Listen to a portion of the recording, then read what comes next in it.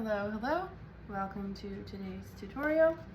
Today we're going to talk about atmospheric perspective and capturing depth in landscape work and or any sort of outdoor nature scene.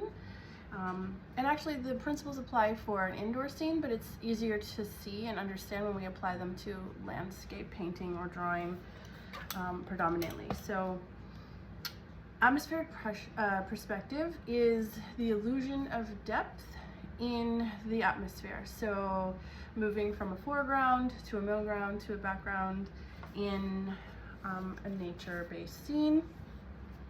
And this illusion of depth is important because it captures perspective. It captures the accuracy of the forms in your picture plane relative to what they would look like if you were looking at the landscape outside.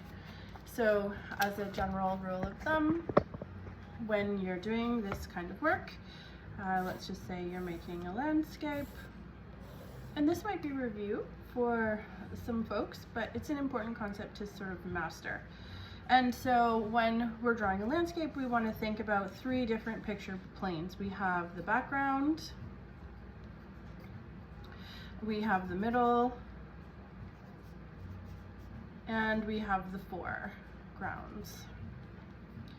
And so if you were doing this, you would have in the background would be where your horizon line is. So where the horizon line, where the ground and the sky meet. So that is the most important line to define your perspective. And then you would have the middle ground, so that is obviously the space in between the horizon line and then what is lying in the foreground. And when you do this sort of division in your picture plane, so background, middle ground, foreground, you then create the visuals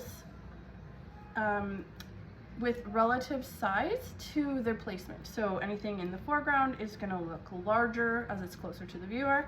Anything in the background is going to be more miniature and smaller as it's farther away.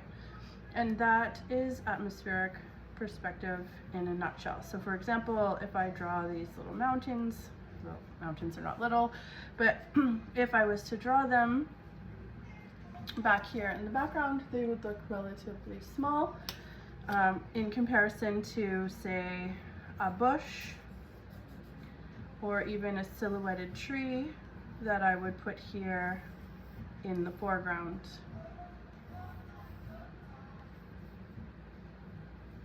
So even though that tree looks super large, in actual landscape atmospheric perspective, that would be accurate. It would be closest to the viewer, it would be cropped off from the picture plane, and it would look much larger than the objects in the background.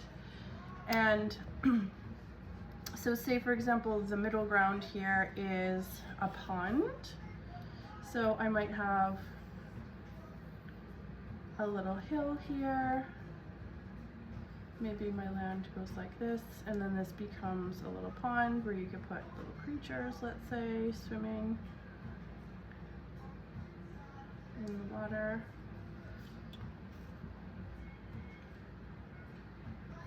So then there you have it. You have your foreground, your middle ground, and your background.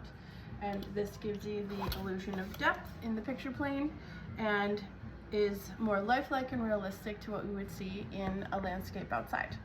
Okay, so I hope that helps. Till next time, ciao for now.